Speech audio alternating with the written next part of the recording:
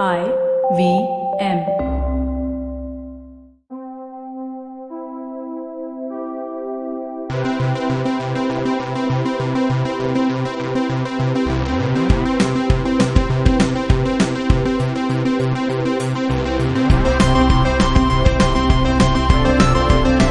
Alrighty then, welcome to the Geek Food Podcast. My name is Dinkar. With me is Jishnu. Hello. How do you do, Jishnu? I am upright. And joining us on this episode is our producer Antariksh. Hey guys. Hey man, what's up? Very excited. We are gathered here today for a very special reason, to talk about our friend and lover Jim Carrey. Yes. He's had quite a career, Yeah. and he's about to make an appearance on the big screen again as Dr. Robotnik Yes. in Sonic the Hedgehog movie. So we do this occasionally where we take a look back at the career of someone who has been in movies that have mattered to us over the years.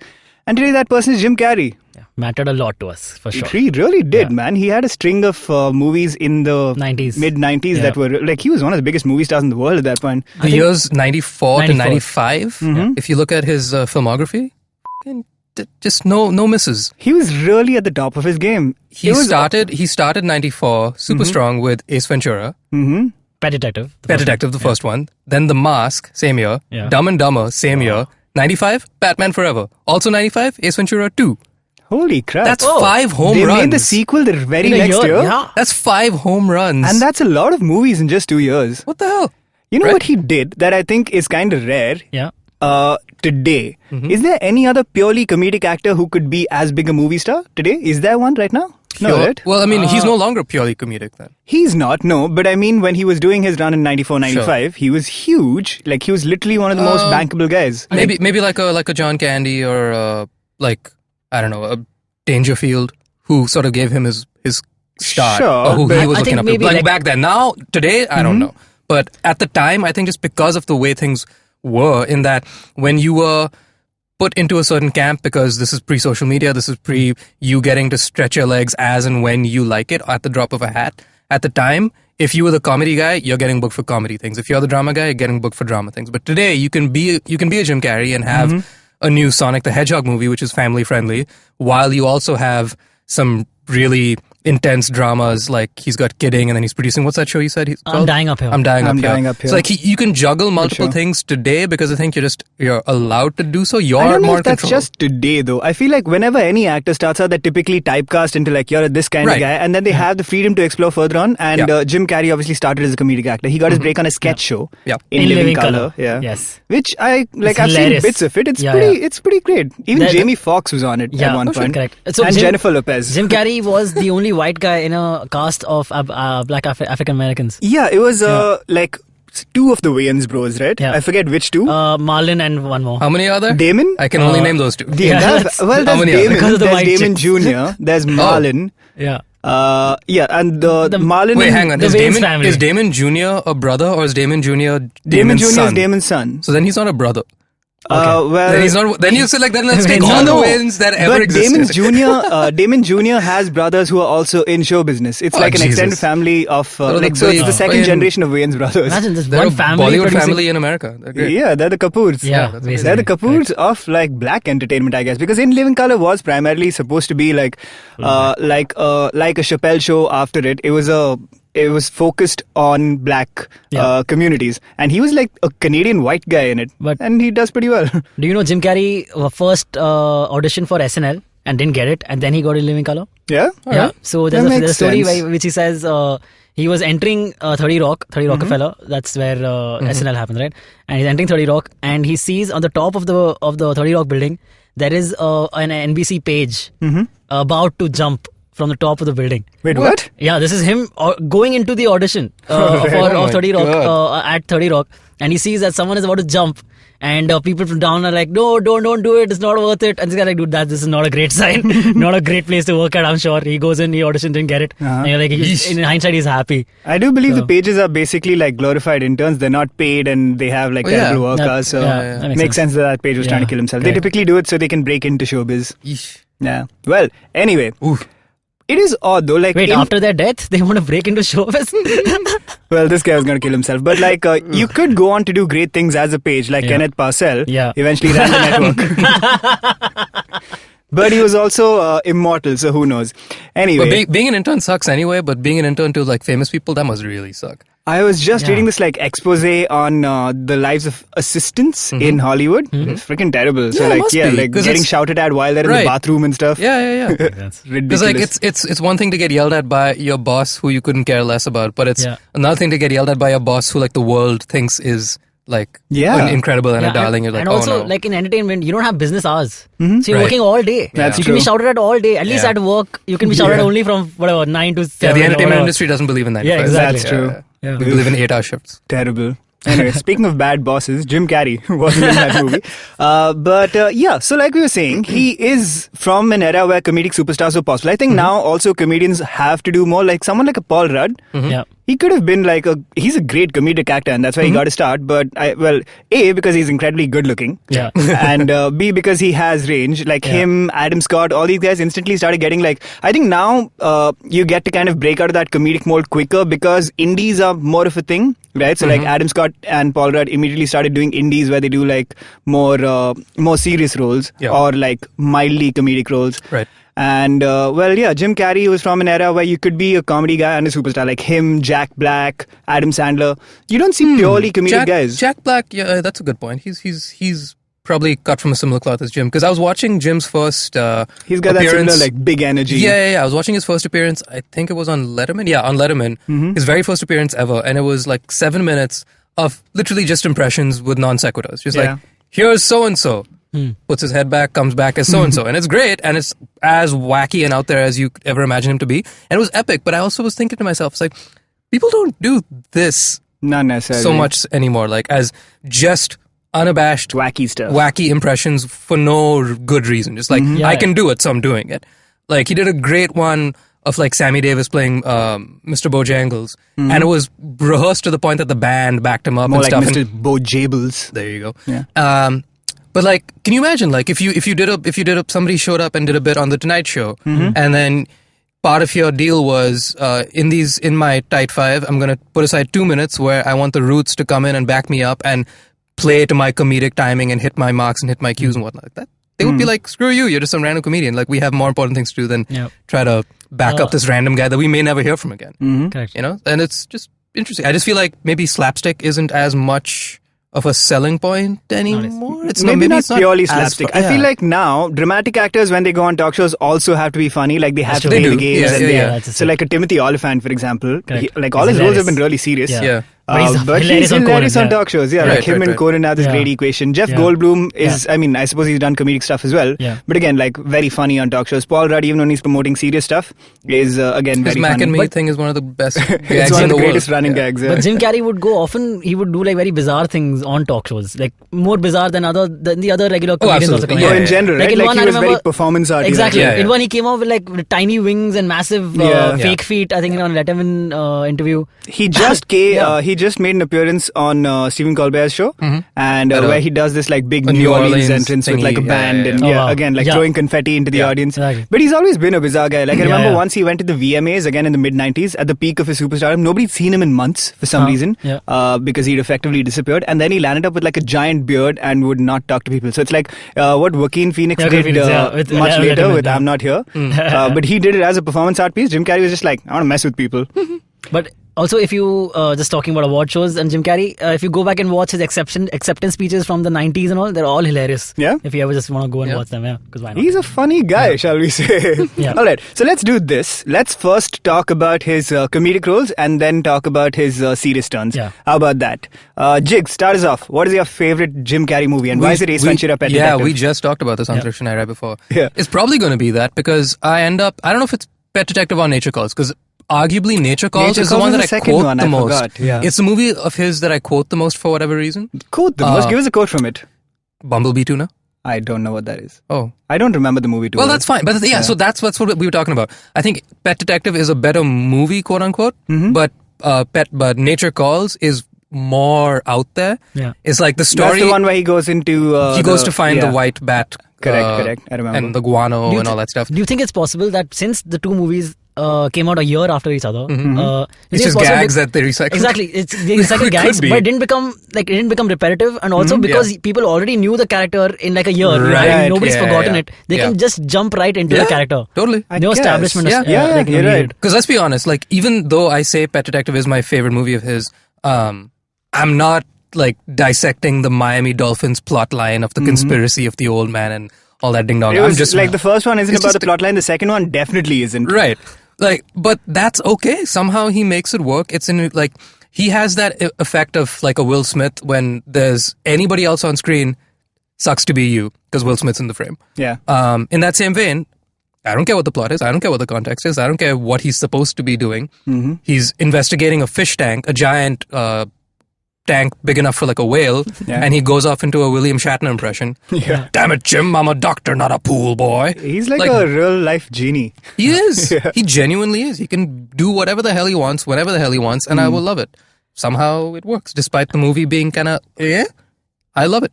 I just remembered a great quote from Pet Detective, since you're talking about quotes. Tell us. Because comes out of the washroom and goes, "Woo! Do not go in there." I remember that, yeah, that's the hilarious. And then he like waves his hand. Like as a two, Oh, dude, so funny. Live out of it, dude. But I just realized Robin Williams is an apt comparison. Again, like a guy with that same like wild, wacky energy. Very similar, in fact. But now that I think about it. They've both had great dramatic turns as well. But so, Jack Black, Robin Williams, I think, is significantly older, but Jack Black, Jim Carrey. Same era, right? So I think, am I onto something here? Because Jack Black was a little later. Like, Jack Black broke out in the 2000s with High Fidelity, right, which is back now. But I haven't thought this through yet. Are there younger comedians out there right now that have the same energy that are working even half as well as these guys did when they started out? Is it just not a sexy sell anymore to do that kind of humor?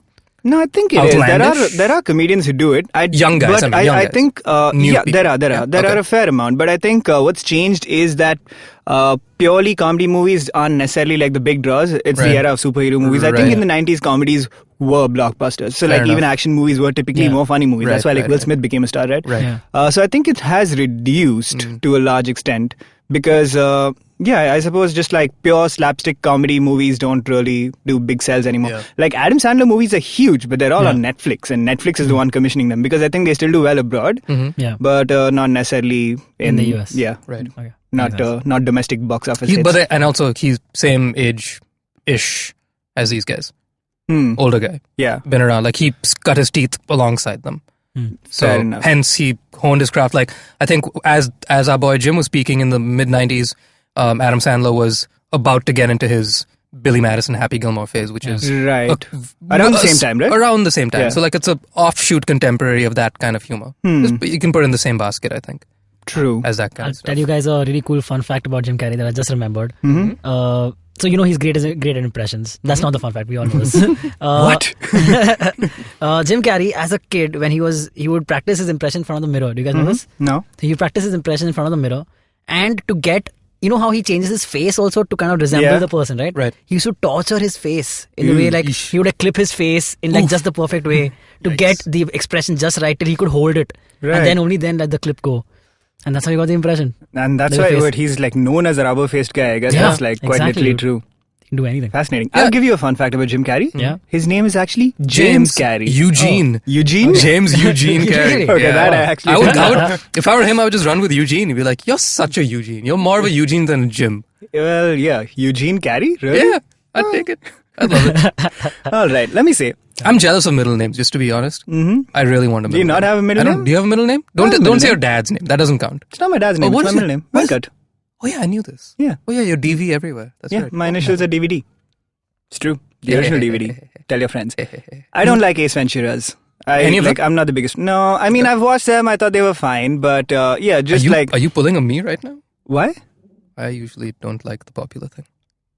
You don't like anything, Jim. It's just a popular thing. But no, I don't like I think Jim Carrey is really funny. Yeah. And it's a great performance in the sense that he's like going for it. I just don't think the movies are that great because, I really enjoy dumb humor sometimes. Yeah. But I feel like there's this distinction between like just dumb and dumb that comes from a place of being like we're being smart about being dumb. Like say like the Pink Panther movies, Steve Martin in them. So dumb. Yeah. But you feel like it's coming from this place of indulgence and it's like more like we're being silly. I can also watch Steve Martin like read a dictionary. True. Okay. Yeah. No, but I would argue that the Ace Ventura movies are also very smart.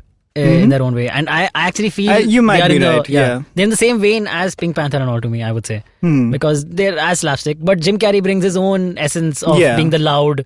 If he's doing slapstick, he's doing a little louder. Like I prefer Dumb and Dumber to the Ace Venturas, for example. Is that because of how well he works off of? I think that's part of Daniels? it for sure. Yeah, like it's nice to have something balancing him Of course, out, and by Jeff the powers Daniels is combined. pretty great in it. Yeah. But then, so you haven't seen part 2, have you? Dumb and Dumber 2? Yeah. No. You're not missing anything. Really? Yeah. It came out like 4-5 years ago. A little more than like 20 years. 20 years after the original. I was in college, so yeah, maybe 5-7 years. I don't know, but yeah, you're not missing much. And to your point of like, by that powers combined, this should be an amazing movie, which the original is. It's freaking incredible. It's a very close second or third for me. But yeah, the sequel just nah. And it's not like the first movie worked because it had an amazing plot line. Because neither did this one, obviously. I couldn't tell you the plot of this one. Just a bunch of comedic set pieces strung together with like the Vegas. Yet, why didn't it work? I don't know. I think maybe it's just a matter of like conditioning. Like I said, like at the time, those kind of movies would just had momentum and people were into it and we were all attuned to that kind of style of cinema. And now I get a full-blown throwback to the slapstick and I should like it on paper. But was it maybe just for whatever not reason, as funny? Not even memorable. Like I can't quote a single thing from the second movie. I've seen it. Right. I couldn't tell you the first thing about that movie. And I love both those guys. I was so excited. I was so happy. I was like, I know this is a cash grab, but I don't mind because it's my boys. I love these people. I'm so happy to see them. But the maths just didn't add up. It didn't stick the landing. And well, I think movies like this live or die based on how funny the gags are, right? Maybe the gags just weren't as funny. And I just realized something. The last person I can think of who was a comedic movie star, Will Ferrell. Has happened since absolutely. Then, right? Again, like biggest star in the world at one point, possibly. And purely comedic at that point. Very true.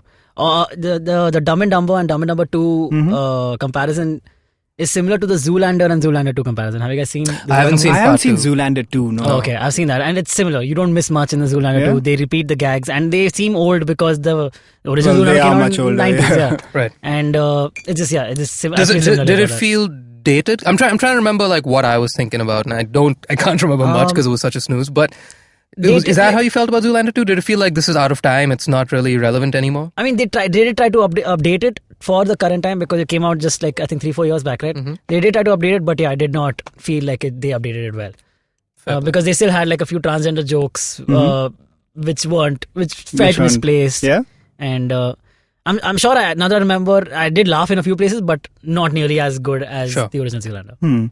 All right, let's continue with this golden run of Jim Carrey's. In between the two Ace Ventura movies, he did, again, 3 giant hits. Dumb and Dumber, which we just spoke about. The Mask. Yep. Tell us about The Mask. I was literally just watching it a few weeks ago when we were in Ahmedabad. It was on TV. It's a constantly on Star Movies type movie. But still great. Yeah. Still such a fun movie. Because I think in the vein of Ace Ventura, it's 90% just him. Funnier though, I think. And I think there's a cool plot involved. Plus, it's generally scary at some points. It's a superhero movie. It's a superhero movie. It's essentially a superhero movie. It was based off of a graphic novel. Yeah. Did you ever watch the Mask cartoon? I and did. I'm not talking about did. MASK. I know. Yeah. I'm keeping my pets. Do you know about the show, Antariksh? Of course, the cartoon show, right? No. M.A.S.K. Mobile Armored Strike Command. No. Nobody knows about it. It's the best theme song you'll ever hear. Jishnu is just a fan of like abbreviated show names like Mask and Shield. Anyway, The Mask, the movie. Cameron Diaz's shining moment, and she's never looked better and never done anything as good. That is true. She does look incredible in that movie. Is that just because we were kids and we were like, No. I mean, watch it today. She looks incredible because you know what? That's actually what she looks like, and not the plastic that she's bought. Yeah. Right. Since then. And the red lipstick helps. Yes. And the red lipstick show. Yeah. But what was I saying? Yeah. That movie, I think. You can make an argument for it being just as good, if not better, than Ace Ventura, because I think it functions from the same sort of concept of like, let's just get somebody who we can watch till the end of time. It's a vehicle for Jim Carrey. Right. And then just by virtue of the design of who the mask is, in that he is literally a genie. He can turn into whatever the hell you want to be. Instead of being blue, he's green. Cool. Here's a guy that can do impressions. Yeah. Throw the world at him and let him do whatever the hell he wants. And then just have some bumbling cops run around him. Have one very caricatured bad guy who's in the mafia or whatever the hell he is. Yeah. And throw in a beautiful damsel in distress. He becomes an empathetic character. And now you just watch him be outlandish. So I mean, it's the same. It's the same thing formula, as yes, Ventura, because like all these movies are essentially the same formula. But I think I like The Mask more, because in terms of the gags, also the fact that your lead character can essentially do magic and is a live action genie. Yeah. It kind of works for Jim Carrey because it turns the movie into a live-action cartoon. In fact, the Mask cartoon that came out later was less energetic than the actual show. Yeah, I know. Yeah, because the Mask movie is an actual cartoon. I still love the cartoon though. Did you guys watch a lot of it? I watched a lot tons of it. of it. I can't say I loved it. I think I just watched it because it was like easy. Yeah, it's like, a fun watch. Yeah. I think I was probably watching, be like, okay, I'm just watching this so that I don't miss the opening of SWAT Cats or something. Correct. You know what I mean? Like, That's true, that's basically how I was thinking. I don't ever recall thinking to myself, I can't wait to go home and watch the Mask cartoon. No, true. Unless the movie I meant was like unless I meant better. Mobile Did you Strike guys Command. ever have to watch the cartoon in Hindi though? I did, The one with yes, the on jackasses Disney. and Rok Sake Te Rok Lo. Yeah. But if I remember correctly, he still says smoke in the Hindi one. No, it's jackass. He says jackass Instead of smoking, it's jackass. And then he jeez. rushes off wherever he rushes off to. It just doesn't work. Like, you can't translate slang. It's a problem with translation in general. You know what I just realized? Totally unrelated. What do you think slang is slang for? Slanguage. Slanted language. Short language. Short language, is Think it? about it. I thought it was Slang is slanted short language. language. I never knew that. Just a stupid fun fact. It's Interesting. out there now. Yeah. It is a wee fun fact. Yeah. Okay then. All right, The Mask. new every then. We spoke about Dumb and Dumber. We have talked extensively on the show about Batman Forever, understandably, because it's the greatest Batman movie of all time. But I will say that's the one show, the one movie that used his energy in an actual plot. Right? Because the Riddler is essentially kind of like, he's a wacky version of the Mask. What do you mean in an actual plot? Well, Batman Forever has a real plot and a real story. Oh, okay. You mean like he was actually used in a good story? Yeah, like it wasn't just like, let's string a bunch of gags together and turn a movie into it. The Mask, to some extent, had a proper plot and theme to it. But Batman Forever, I would argue, is like, he's used in a supporting role essentially, and really well. I'll throw one at you. I agree. Yes. Yeah. This movie came out not too long after Me, Myself, and Irene. Oh, right. Yes, correct. Yeah. Perfect. Yep. Schizophrenic. He can just jump between two things. Amazing. Hone just these two impressions. You're limited to these two. One's a straight man, one's a crazy guy. Boom. Great. Surprisingly, very rewatchable for me.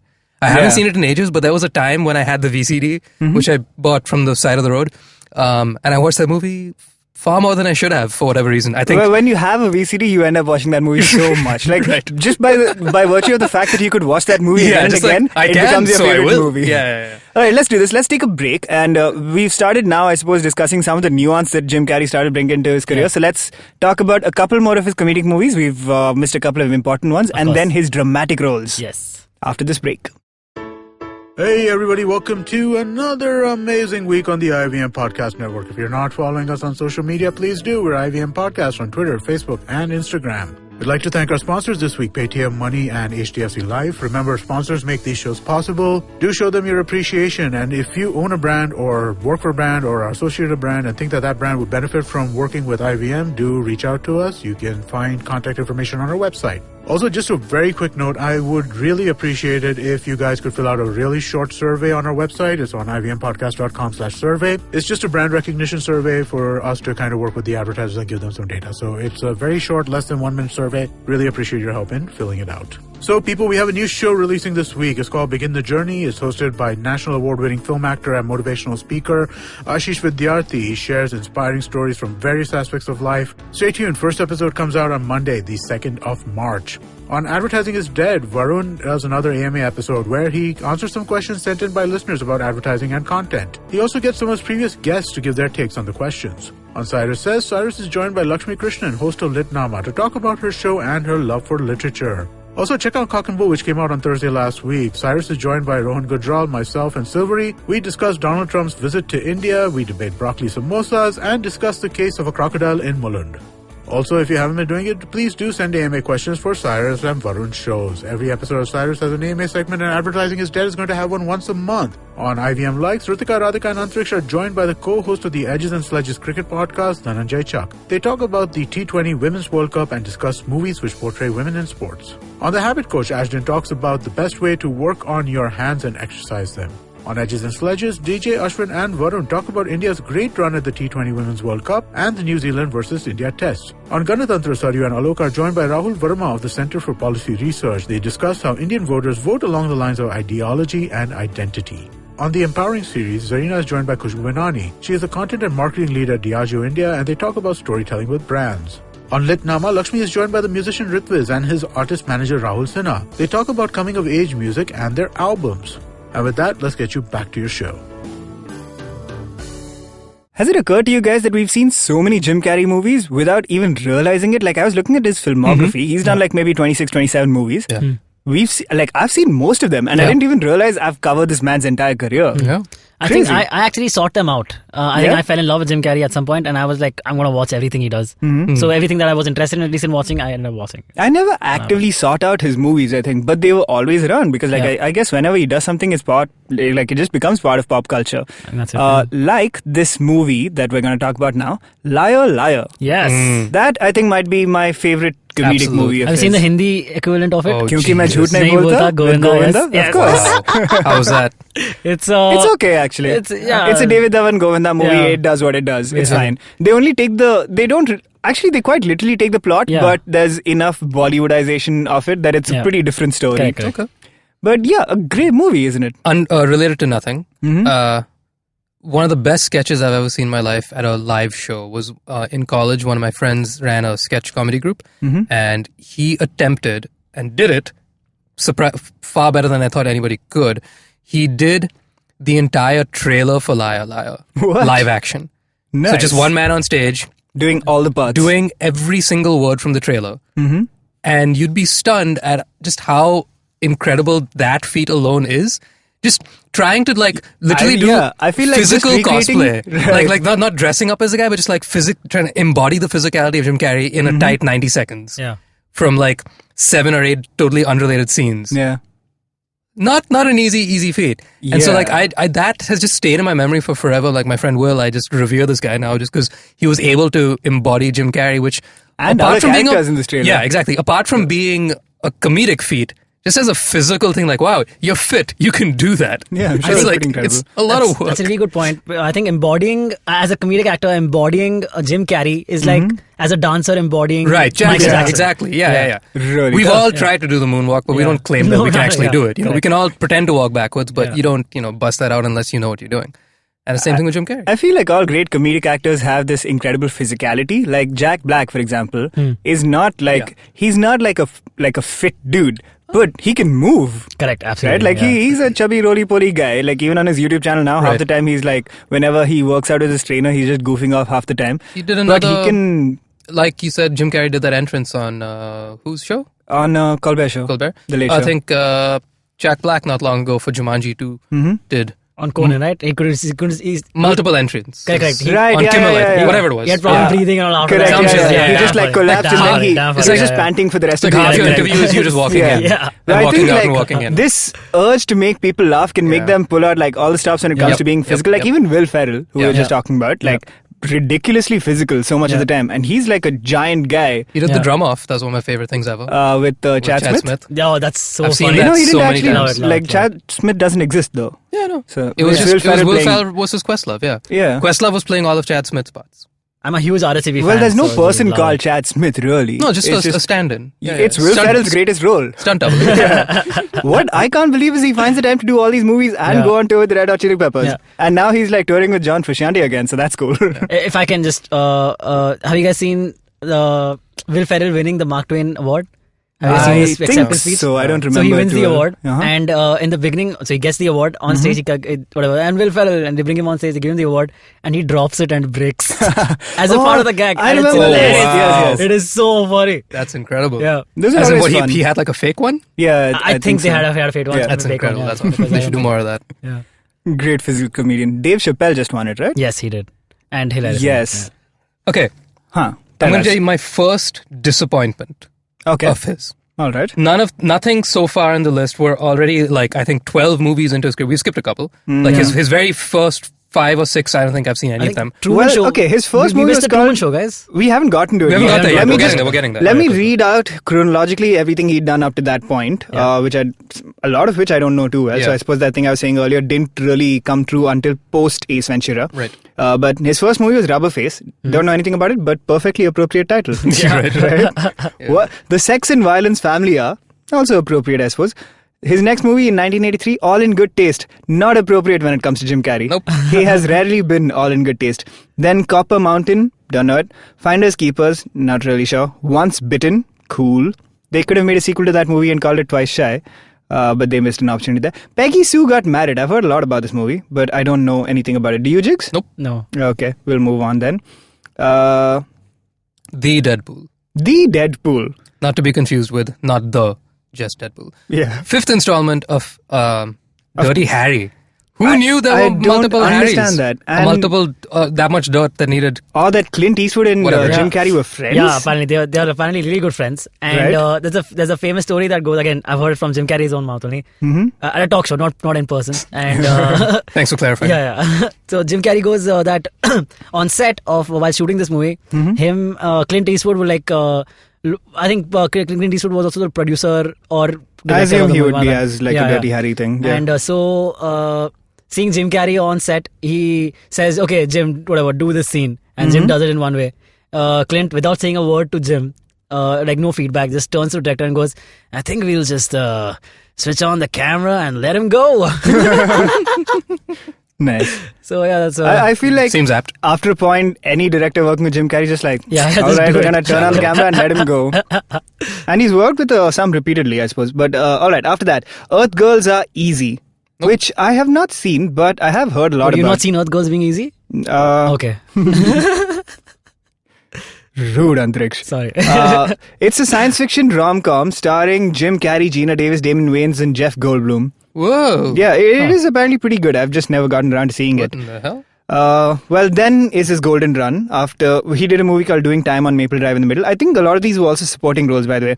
But as a lead comedic actor, he broke out with Ace Ventura: Pet Detective, then The Mask, then Dumb and Dumber, then Batman Forever, then Ace Ventura: When Nature Calls. Golden run. Wow. Follow this up with a movie of his that I I wouldn't say but find really interesting. The Cable Guy. Yeah. Cable Guy. I've seen it several weird. times on Star Movies as a kid, and I don't remember very much because I haven't seen it since. I think they probably kept running it on Star Movies because it's not like a regular Jim Carrey movie. It's like taking his typical character and turning it into something kind of evil almost. Right. He's antagonistic in that one. Directed by Judd Apatow, by the way. Really? Really? I thought it was directed by Ben Stiller. Oh my god. Oh, no, I think it's directed by Judd Apatow. Ben Stiller's not in the movie. It's Matthew Broderick. Yeah, but that's what. Directed by Ben Stiller. Let me look it up. I'm pretty sure it's... it's directed by Ben Stiller. I believe... Judd Apatow was producer then? I think he might have written it. He produced it. Because I was just like a moment ago, I was thinking about when you said Clint Eastwood with Jim Carrey. All directors at some point are just going to be like, yeah, just let him do his thing. I was wondering about Judd Apatow, who's such a dialogue-based improv guy. I was like, Jim Carrey's improv doesn't involve too many words. I would imagine if you let Jim Carrey run loose, he'll have words, but it's mainly going to be like talking out of his butt, quite literally, and things of that nature. Sometimes, yes. So like, how would that work in like a Judd Apatow scene if he's got like a Kristen Wiig and he's got a Steve Carell and his regular homies, and then you throw in a Jim Carrey? He's like, now improv. It could he's kind gonna of talk like through throw his the whole butt. thing apart. Yeah, it could, right? I think Jim Carrey was already kind of he'd probably, I can see him using Jim Carrey in like one of those like one-off gag roles, like he used to use Jonah Hill at some points. Yeah. Or like in Knocked Up, that entire buddy crew of his is just basically like all one-joke characters who keep coming back. Yeah. But yeah, I suppose maybe he was already too big a star when Judd Apatow started breaking out. Because they did run in the same crew, like Ben Stiller, Judd Apatow, Adam Sandler. Yeah. So apparently Judd Apatow used to write sketches for In Living Color for Jim Carrey. Oh, really? Like Jim Carrey, from his own money, hired Judd Apatow as a separate writer to write sketches for him for In Living Color. Yeah. Interesting. Fun facts. Well, Also, though, on Cable Guy, one of the best renditions or whatever covers of "Won't You Want Somebody Jefferson Airplane, to Love?" it's so great. Jim Carrey does Jim it, Carrey right? sings it towards sings the it. end. When the truth is found. He does a better job than the original, honestly, if you ask me. Like, that version is now I canon to me. love it. Exactly, I agree. Because, I mean, essentially, if you think about it, like, he sings it like Jim Carrey singing the song. and it's the best, dude. It is Yeah, so like, funny. he just goes wild, Yeah, especially, like, by the It's end like a of it. house party going on, and these guys Yeah. start singing. It's too funny. Yeah. Funny movie. And so bizarre. So, like, this I remember seeing that the Cable Guy didn't do as well as the other movies, but it has in the years since become essentially like a cult favorite. It's a cult. It's a cult Yeah. movie. Yeah. Followed up by Liar Liar, again a big hit, and again very funny. Yeah, and inspired kind of copycat. emotional, right? Like you kind of Correct. feel You for the feel guy for by the the end guy. of it, Yeah. unlike in his previous movies. Yeah. Yeah, because there's no real like emotional moments in, well, maybe in The Mask, but not really, For because like a it's hot basically second. like Him and maybe. Milo at best. Like, Yeah. when he's in the prison and he's like, Milo, jump. It's like, Milo, by the way, Milo, jump. yeah, He Milo got him is the true keys. star of that movie. Totally. Milo and the Mask. You try to Freaking make Stanley that does 6 foot wall when nothing. you have 6-inch legs. Isn't in the last fight sequence when Cameron Diaz kicks that mask out of his hand, Milo grabs it and then like turns into the correct. mask dog or Right? whatever, Yeah. right? Drop it. He saves drop the it. day. Drop it. See? And then when Stanley gets the mask back, he just does more jokes. Milo actually does some work. Oh, and Milo wears the mask at some point. Yeah, exactly. Right, I In forgot this about scene. that. So like he Yeah. wears the mask, turns Yeah. into like a monstrous dog. Yeah. He looks a lot like that 3-headed dog from Harry Potter. He looks like but with Crash one head. Bandicoot. Kind of, yes. All right, Anyway. Liar Liar. Now, let's talk about his dramatic stuff, which came right after Liar Liar. He starred in The Truman Show. Yes, I What a love great movie. Love that movie. man. Love that movie. Very freaky. It Yeah. kind of used this, well, not really his wacky energy, but it used this idea of him as a comedic actor and kind of flipped it on its head Yeah. in an amazing way. It's a movie I need to rewatch again because I haven't seen it since I was a kid, and Mm-hmm. I enjoyed it a lot. But I am certain, like half the movie went over my head. Possibly, because it's kind of, well... It's meta. It's meta, super meta. Yeah. So and meta. I would have been like yeah. 10 years old when I saw that. Around that same time, there was another movie called Ed TV. Have you heard of this? movie? Yes. Yeah. With, starring Matthew McConaughey. Matthew McConaughey and Woody Harrelson, and Yeah. I think Ellen DeGeneres is in that movie. Yeah, she is. Yeah, they play a family, and Ed, that is played by the character of Ed, played by Matthew McConaughey. The character is being followed around by a news channel, Yeah. or a TV show. I forgot what it was. Who wants to basically document this family's life? It's like a... and their relationship. Yeah. So Weird. It's one of yeah. those twin film things. And weirdly, Ed TV was directed by Ron Howard, if I remember correctly. Really? Yeah, I think Oh, so. wow. But it wasn't as popular, and I believe not as good. I didn't actually watch it. But The Truman Show still stands as like one of the classics, man, of all time. What a great freaking movie. After that, he started his string of dramatic movies. That was followed by Man on the Moon. Have you guys seen that? I'm ashamed to say I have not. I have not either. It's about, he plays Andy Kaufman. So Yeah. there's that, and a documentary that I haven't yet seen, but I've been told that it's a must watch called Andy and Jim, Yep. about Jim Carrey during the making of Man Yeah. on the Moon. But Yeah. basically, he went like Full method. bizarrely method Yeah. and like pissed the shit out of everyone Yeah. on the set. So I'm really curious to see that, because I can see Jim Carrey being a very annoying guy in real life. Totally. Like working with him, especially when he's trying to be like an Andy Kaufman type. Yeah. And Andy Kaufman in this movie and in real life was like ridiculously annoying anyway. Yeah. Like he's a guy who essentially played method characters all his Yeah. life, even when he was talking to people. Yeah. So yeah, the movie itself I think is okay. Honestly, it's not. Yeah. It's fine. It's not amazing. Is it a But is it drama? It's fairly dramatic. Yes. It's not a. You wouldn't call it a funny No, movie. not really. Okay. But is the documentary better than the movie? I haven't seen the documentary Okay. yet, but I have. The documentary's been told, definitely gotten better reviews than the movie. Yeah. yeah. that's Or at least people are making more noise about the documentary than they ever I've did been about told the that movie. like the process of the making of the movie was more interesting than the movie itself, Yeah. which does happen a couple of times, like in like the case of Apocalypse Now or something. Or cats. That's true. Oh, cats, sure. Me, myself, and Irene, which we talked a little about, Yeah. but let's run through a couple of these. I think just put a pin in Me, Myself, and Irene. I think that's one of his best examples of bridging both worlds equally. One of the best examples of a 50-50 movie that's emotional, got a pretty decent story. Like it's not award winning by any stretch, but it's Yeah. a perfectly fine story. And he walks that line really, really well. Like most movies, like after this point on, when he starts flexing his dramatic chops even more, like A Man on the Moon, which I haven't seen, like you say, is clearly a dramatic movie, and he's turned off the More funny. so, yes. 50-50 in Me, Not Myself, and necessarily turned Irene. off, He's but did a yeah, really just doing different good, stuff. job of like even peel. I agree. That and Liar Liar possibly are the two ones where he bridges the gap most effectively, if you ask me. But I'd say Lila is still more Still laugh more out loud. comedic It's- than... it's- Yeah, you're right. yeah. Anyway. Well, after that, How the Grinch Stole Christmas. This was a big one. Yeah. It was supposed to be like... It was an okay movie, I think. Yeah. But, Yeah. I mean, you're comparing it to a legendary Right. movie. But and I he's think- essentially Jim Carrey in fur. Right. I think the feat that I remember from it, like you said, it's a perfectly fine movie and you are living in the shadow of like an epic. I think the genuine feat of success, which I think he stuck the landing on beautifully, is the fact that he was able to, both him and like the prosthetics and makeup department, were able to genuinely recreate a cartoon, much like in The Mask, but except the other way around. True. It's like if The Mask cartoon came first and they made Jim Carrey's live action better. In this vein, they made the live action stand up to like that smile that we've all seen a million times, like Yeah. in Home Alone when Tim Curry has that smile Yeah. and they fade to that smile of the Grinch. Jim Carrey has it down. Yeah. Like, so does Tim Curry. So kudos to Tim Curry and a creepy smile. But the fact that he was able to just do that is merit enough for the movie to Yes. exist. True. Because nobody's going to watch the 2000 version of How the Grinch Stole Christmas looking to be surprised.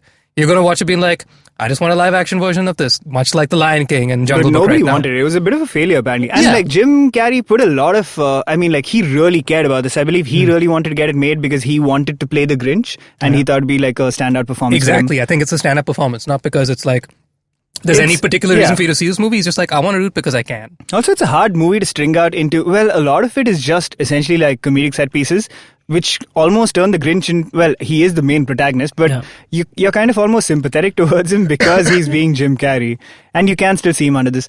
Weirdly, Mike Myers did the exact same thing with The Cat in the Hat. Another actor who was a comedic movie star. Like he Forgot was about ruling the world around the time of the Austin Powers movies. right. And he did the exact same thing. He tried to stretch a Dr. Seuss book into a feature-length movie. Yeah. Put Did fur not. on himself and play the role, and again, a terrible failure. And he hasn't worked since. No, I'm just joking. Yeah. Bit role in Inglourious Bastards. I think he just gave up. Yeah. What a guy. Well, as long as nobody watches, what's it called? The Love Guru? Oh, yeah, of course. Yeesh. Find that movie very annoying. Anyway, Bruce Almighty. I really like this movie. first movie that I really thought like was a fail. Okay. Really? Yeah. Why? I don't know. Jennifer It's Aniston. mildly amusing. Jennifer Aniston is my girl. Yeah. But and I love Jim Carrey. Yeah. And by the powers combined, you think it would be great. Yeah, some amusing moments, but it was just like He got the power. Yeah, I actually think it's a decent rom-com. You It's can just like- watch it as a rom-com. It's more of a rom-com Yeah. than like a Jim Carrey comedy, probably. Exactly. if I think about it now, It actually, gets very heartwarming by the wait, end. I would have been about 14 or 15 when this movie came out. Right. So I think I had just reached the age of like, I don't like this kind of humor anymore. I want some either angst or I want depth because I myself was, of that Angsty and age. depthy. Exactly. Yeah. Angsty haven't and lacking changed depth. since. Angsty and lacking depth. So yeah, I guess it's more of a me problem than a him problem. Maybe. But Well, also, I would say it's a good movie. Also, Morgan Freeman was great in that movie. Yeah. I loved him as God. And that's great. where He's pretty him as God became... To be fair, you're right. it became It's a canon thing. now. He owes that movie a Yeah, lot. that's Yeah. true. Yeah. Godhood. It's also a great idea, I think. Like just on the concept level, I thought it was pretty funny. And the movie itself is not, it's not like absolutely hilarious, I think, Yeah. but possibly one of his funnier movies, I would say, Yeah. definitely. Like I'd still, like the Ace Venturas at the bottom of the barrel for me. So Yeah. I like Bruce Almighty way more. But Whoa. also, I remember the cafe scene where he's separating the soup Yeah. into the river is like a really funny The Red visual, yeah. Sea, essentially. Correct, yeah, Tomato basically, soup. yeah. That's why. Fine. Anyway. The sequel to Bruce Almighty, did you ever watch that? Evan Almighty yeah, with yeah. Steve Carell? Yeah. So bad, dude. Yeah. It's a flight movie. It Yeah. clearly shows that you can fail at the same idea. Yeah, correct. So, and like Steve Yeah. Carell, great. Yeah. Another comedic actor who became a star. Anyway. Eternal Sunshine of the Spotless Mind. Oh, to great. me, without question, his greatest movie. Yeah. Really? He's incredible in it. Incredible. And like it's one of my favorite movies in general anyway. Oh. You want to know a So- secret? You haven't seen it. I've never finished it. You never finished it. Because I Perhaps think you I watched saw it and then got the memory of watching it erased from your mind. I saw it in college Mm-hmm. where everybody and their mom was telling me it's the greatest movie in the world Mm. and that can only end badly. And so I think we tried watching it twice and we had to stop for various reasons I can't remember. And You just never finished so I've it. just never finished that movie. Okay. Okay. This is a me problem. That happens, you know. Most definitely a you problem Yeah. because it's a great movie. But that happens with like there are too many distractions while watching a movie, you just never end up finishing it. Yeah, and it's a Never movie you get kind of back to it. need to pay attention to. Yeah, exactly. It was like a Exactly. heady movie. I was like, Yeah. oh, Jim Carrey. Wait, what are you doing? Oh my God. Okay, no, I'm not ready for this. I think that's probably what ended up happening. Very good movie though. Yeah. All right, let's take a quick break and then come back and talk about Jim Carrey in the present day. Hi, my name is Anupam Gupta. I'm B50 on Twitter. I am the host of Paisa Vaisa, the show that talks money. On my show, I speak to experts from every field of money and finance, from stock markets, equities, debt funds, credit cards, life insurance, every possible area of money and finance that you can think of. We even did an episode on cryptocurrency. I've got fantastic guests from mutual funds to personal finance experts everywhere. Robo-advisory, startups, just name it, we've got it. At Paisa Vaisa, we help you make smart decisions about money. You work hard for money. Now make your money work hard for you. New episodes out every Monday, and you can listen to my show on the IVM Podcast app or any other podcasting app that you have.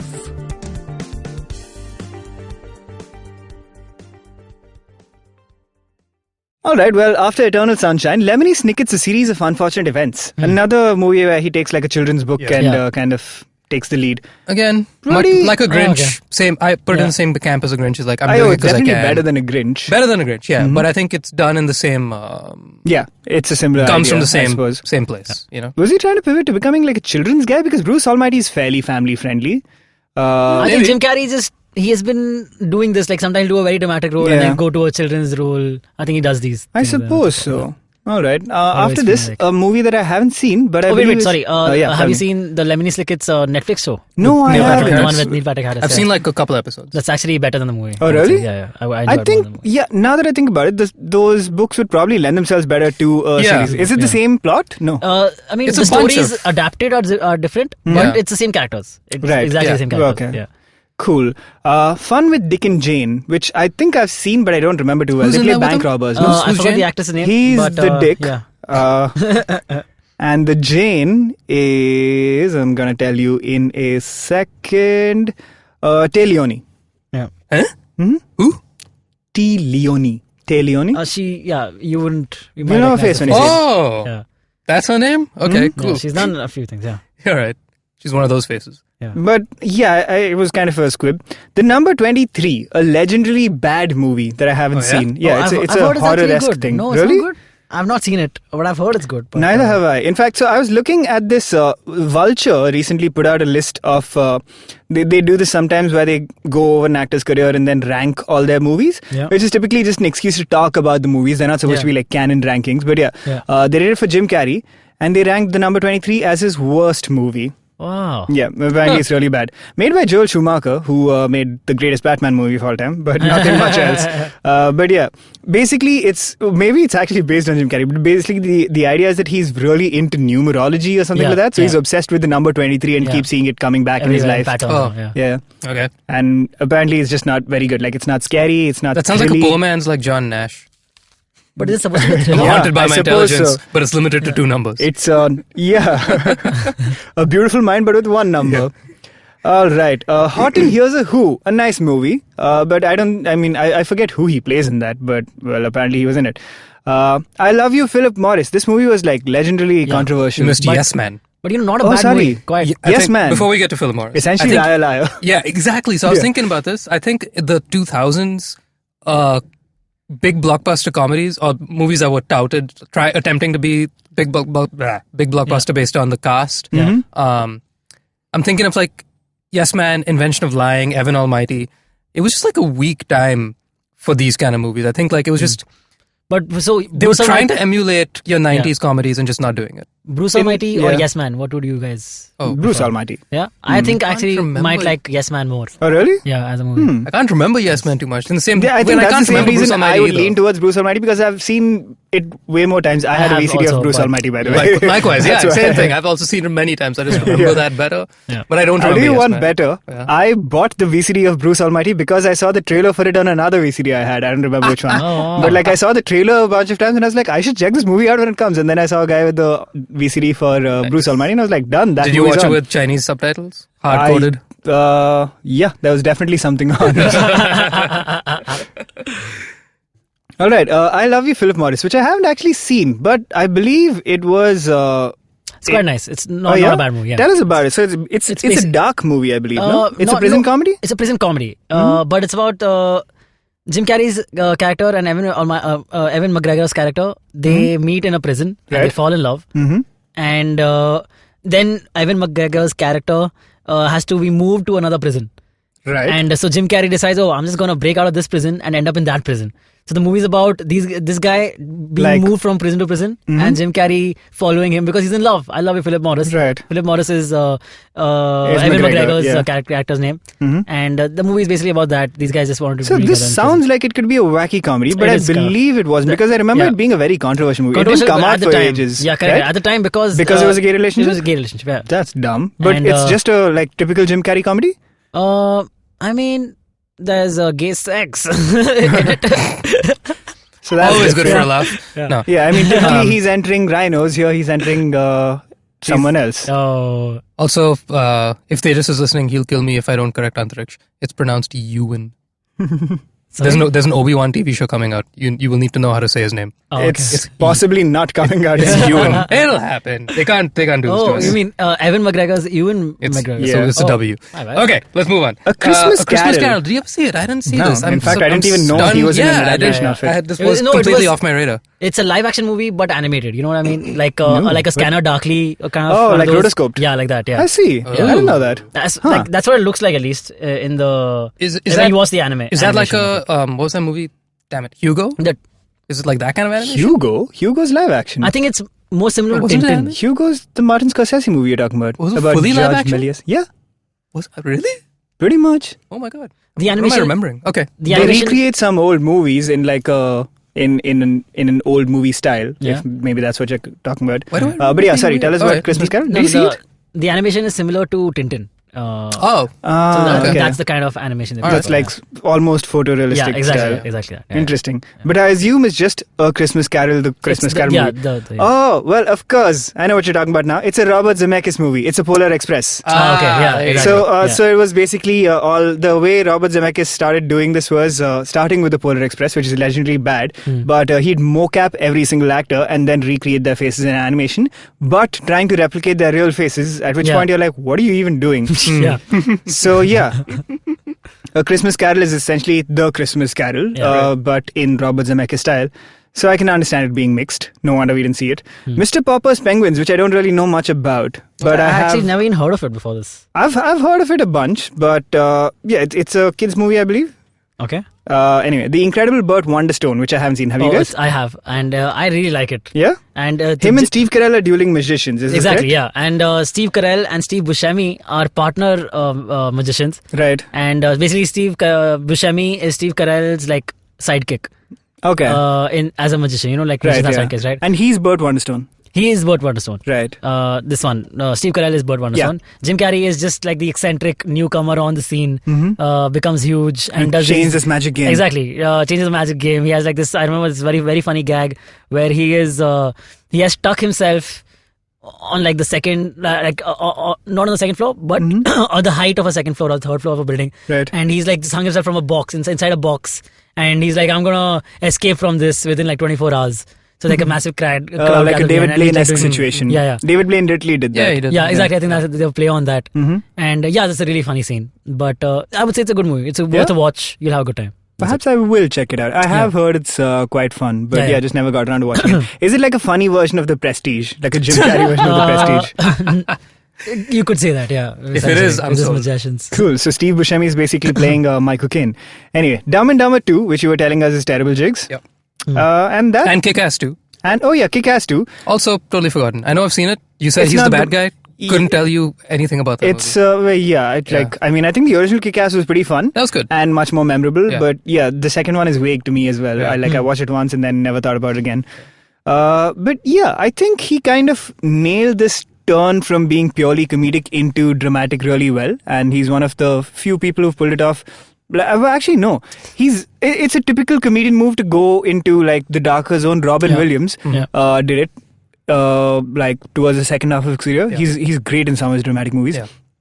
Adam Sandler has been doing it for decades, and even though there's a resurgence now because people are like, wow, look at him in Uncut Gems, I'm like, he's been a great dramatic actor for like the past 20 years. Jim Carrey's also kind of nailed it, and he's doing that right now as well in his TV show Kidding, which I have seen bits of, like I've seen scenes and stuff. And? Well, he's clearly playing like a pretty dark dude. So he's basically playing a children's entertainer with a dark personal life. Well, let me throw this at you. I think you're right about Robin Williams in that maybe he just picked better. I don't know, like there's a lot to do with luck of just having to be in a better movie. He has been in fewer movies, right? Like, don't you feel like he slowed down a lot? He became a painter. So to that point, right? Robin Williams, I think you're totally right about, hit it on the head, because he is incredible in incredible dramatic movies. Thinking Bicentennial Man, Good Will Hunting. He's got a lot of really good, strong movies that are good from start to finish, where he's not the only good thing. Right. But Jim Carrey has been in some movies where obviously since I haven't finished Eternal Sunshine, and I believe you in that it is as amazing as you say it is. Apart from that, though, I can't think of too many movies that he's done that are amazing dramatic performances in amazing dramatic movies. I can think of examples where he's an amazing dramatic actor in a movie that's kind of okay. But like what? Robin, I had because I will grant you, like I think his two best dramatic performances are clearly Truman Show and Eternal Sunshine, and they're both great movies as well. Right. And he was ignored at the Oscars for them.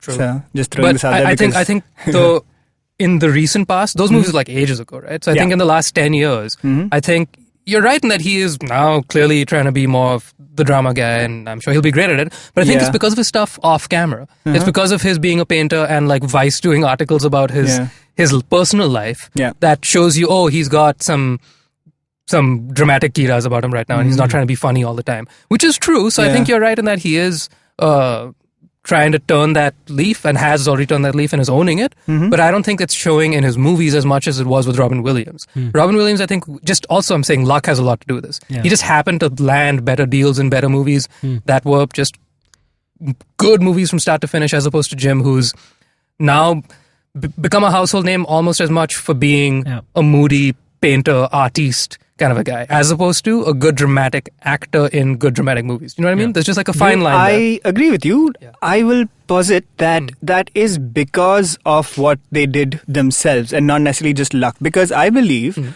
one thing that's changed with Jim Carrey over the past like 10-15 years is he's not controlling the narrative of his career as much. I believe that's because he started doing less. There's this documentary about his painting called I Needed Color. Yeah, I've just seen bits of it. Yeah, so but essentially he talks in that about how he felt kind of like, I mean, essentially like he was having some and like his mental health wasn't great, and he just had a divorce and all this kind of stuff. And you can see he's always been like clearly like a slightly troubled guy who's struggled with fame a bit, and he was the biggest movie star in the world at one point. So like where someone like Robin Williams clearly essentially went like, all right, I'm going to be a dramatic actor now, and I'm going to focus on doing more serious roles. I think at the height of his fame, possibly Jim Carrey did a bunch of famous roles, a bunch of famous dramatic roles, and then seesawed in between doing funny stuff and dramatic stuff, and kind of lost the plot with what he wanted to do in front of the world. And that's why he kind of retreated and started doing less movies in general. And when he'd come back, like a couple of the things he really wanted to do, like The Grinch, for example, didn't do well, so he was kind of lost. And so essentially he didn't drive his career as much for a while, which I think he's starting to do now. Like his first return was actually with this Showtime show, I think, which is about the Comedy Store back in the day. I'm Dying Up Here. I'm Dying Up Here. He produced that. Yeah, correct. And that was really his first thing in show business in a long time. Okay. That wasn't almost not comedic at all, the show. It was in fact like fairly dramatic. Like anything you make about a comedian is kind of dark, I think. Yep. But that's an okay show. I've seen a little bit of it, a couple of episodes. Okay, let me throw this at you guys. What do you think? Would you have liked to see Jim Carrey as the genie in the live action Aladdin? I think that would have been as opposed to Will Smith. Yeah, that would have been more interesting for sure. Because if we're comparing him to Robin Williams as a career anyway. Yeah, you're right. Yeah. That would have been a better fit, I guess. But but what I liked about the Aladdin movie, and then when we reviewed it, I said I was pleasantly surprised. I liked it more than I thought I would. Is because Will didn't attempt to be too much like Robin. Yeah, I was just going to say, and they just owned the fact that this is a different spin. I feel like if Jim Carrey did it, it would be like he would impersonate. It would be in the same vein, right? Yeah, and like I'm sure he would throw in because they're so close to each other. He would throw in direct impressions of Robin Williams. Because he can. He'd be like, "Let me do that thing. People want that thing. I can do it." And I'd put good money on. Yeah, you probably could because you're Jim Carrey. Right. Have either of you seen Kidding? No, not yet. No, I haven't. Neither have I. But This would have been a much better podcast if we didn't. Just kidding. I haven't. well, I mean, it's a TV show, so I suppose, and it's not necessarily the biggest deal, but it was his like return to acting after a while. Yep. And again, like clearly now he has a narrative about what he wants to do, right? Like he's very open in talking about his painting and his mental health and how he feels politically. Yeah. And Kidding is kind of a return to that kind of thing. And he's playing something, I suppose, similar to where he was in his life at one point, which is a entertainer who has to put up this happy face in front of the world, but is kind of really troubled otherwise. Yeah. And the show is still going on, and apparently it's really good. But in the meantime, he's back in Sonic the Hedgehog, from the looks of it, doing a classic Jim Carrey role. Yeah. I'm Like very just doing excited. like an That's pretty good, yeah. So I don't think I've been more excited for a video game movie ever. Really? I genuinely want to see this. well, yeah. It's rare that you'd be excited for a video game movie anyway. And I think They're what rarely helps good. what helps is that even though I played Sonic as a kid, I can't tell you a damn thing about the guy. Because like In he's terms of the blue, he plot? runs fast, he's got a friend called Tails. Gotta go fast. What else you want to know? Like there is no. It's like with a movie like Warcraft or Assassin's Creed or stuff like that. I was like, I know this story intimately well because I've spent because freaking there's- hundreds of there's hours more of of my a story life. to those Yeah. games. I think do that more now. Like give me a Contra live action movie starring fucking Jason Statham and So something. isn't Contra the Vietnam War? So like any Vietnam War, yeah, Oh really? that's why they call Contra. Oh wow! You just I blew never. my yeah, mind. I Just might be blew my confusing the war. It's either the Vietnam War or the Korean War, but the guys who would go in were called Contra, and that's what the movie is based on. The game is based on. Yeah. Wait, no, because hang on. Sure, wait. Please feel Isn't- free to fact check this. Isn't but Contra? I think that's the story. You played Contra, right? Yeah. So isn't It's the Contra? two boys. Isn't it just like two guys in like They keep walking running on and shooting. bricks? They're Yeah. like, Yeah, but it's that's It's so a side industrial. scroller shooting game. Yeah, but it's like it's so industrial. They're like nothing about the well, at aesthetic least tells the me name Vietnam. comes from the Vietnam War or the Korean War. Oh, You're thinking Viet Cong? No. Is that what you're thinking? No, I'm. Contra? Yeah. I've never heard that. Okay, let me look it up and explain it later on a bulletin. But alright, anyway, so, well, Jim Carrey is essentially back and in a much more focused way than he has been before. And we look forward to seeing what All he in. does in Sonic. A movie I'm excited about because the cast is like just all around great. James Marsden, who I think is an underrated actor in general, Yep. and a very underrated comedic actor. Is he live action or is he voice He's actor? live action. Ben Schwartz plays Sonic. Yeah. Who plays is Tails in this? No, I don't think so. Okay. Not that we've seen anyway. Post credit scene. Maybe it's a post-credit scene, yeah. But yeah, cool. We'll come back some other day with our thoughts on Sonic, but that has been our thoughts on Jim Carrey. Does anybody have any closing sentiments about the man? I just looked up Contra. If you're interested, Tell us. it says That's what producers for. Yeah. Go for it. Basically, it just means against. All right. There's no other. Yeah. No origin. You're thinking So Viet Cong. the No, I'm prefix not. contra and its variant counter mean opposite or against. For instance, the prefix contra gave rise to the words contradict and contrast. Because there's nothing, Well, you're nothing looking in the up game. word No, I contra. looked up word origin and this is what There's nothing came in up. the game that tells me Vietnam. It's What like route? I don't. Okay. it's two 8-pixel white dudes All blowing right, up bricks listen to this. and The stuff. Contras were the various US-backed and funded right-wing rebel groups that were active from 1979 to the early 1990s in opposition to the socialist Sandinista junta of the National Reconstruction Government in Nicaragua. Oh, Okay. Nicaragua, not Vietnam. Okay, now look up the video game. We're neck deep in this. We're going for it. All right. But this makes sense, right? Like, that's why they're not army guys. That's why they're wearing their, like, Oh, they were banyans. Yeah, correct, Oh, correct, right. correct, That makes yeah. sense. Yeah, like, they just, like, land off that thing and Yeah, start see, running. in my head, Contra is an 8-bit version of Duke Nukem, which is 16-bit. Well, Duke Nukem Because they is look a the mercenary. same. They look the same. It's like white dude, short, blonde hair, sunglasses, and a banyan. Well, but see, like I think you end up looking at the Look at the- linguistic yeah, definition, correct, but yeah, yeah. they were called. Look up the video game. Okay, I'm going to tell you the plot. The original Contra, set in the 27th century, centers around. Yeah, I didn't know it was a future game. I had no idea. What? I guess that makes sense. Okay. They have a bunch of futuristic Yeah. things in there. They still wear vests in Yeah. the future. That's good to know. Banyans are always in style. I mean, global warming. It's going to get hotter. Will Reiser and Lance Bean are They have two names? Okay.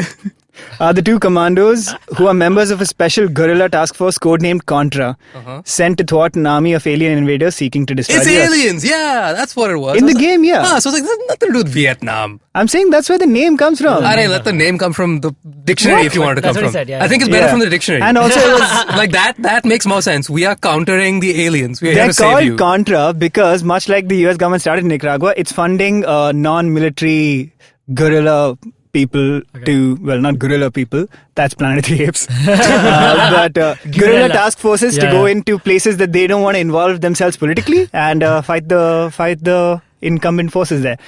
All right, that's our commentary on US Contra. politics, I guess. We've all learned something today, haven't we? Take it and go. That is what you get from a Jim Carrey movie. A twist at the end where it becomes serious. This has been the Geek Food Podcast.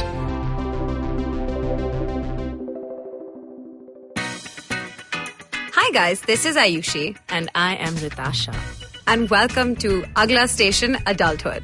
It's a fun podcast we've got going on, and we'd love for you to tune in and enjoy with us. Join us as we stop at various stations and discuss different topics that seem to be bothering us and hopefully Dating, you as well. relationships, beauty, just being an adult, lots of different things. We don't have a great grip on it, but we've done okay so far. Catch Agla Station Adulthood every Thursday on the IVM app, the IVM website, or wherever else you get your podcasts.